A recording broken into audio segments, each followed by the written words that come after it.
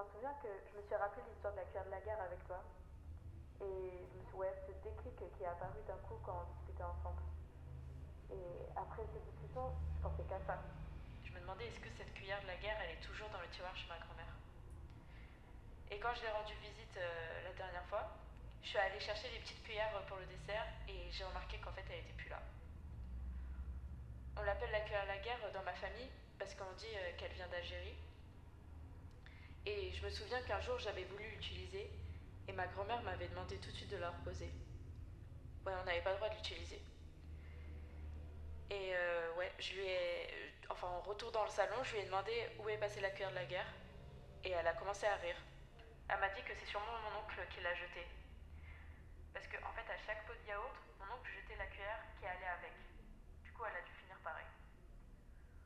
Aujourd'hui, ma mère, ma tante, ma soeur ont complètement oublié l'existence de cette cuillère. Et je sais pas, j'imagine que c'est la distance qui, pour moi, a permis de faire ressurgir peut-être des souvenirs perdus. Et comme tu le dis, ces histoires, elles débordent et elles sont plus aussi simples à retenir. Ça me fait penser à un rêve que j'ai fait quand j'ai interviewé les personnes ayant connu mon oncle Juan. Je suis dans le métro de Madrid et les sièges sont bleus et jaunes. Et je croise une femme aux cheveux noirs, assez grande,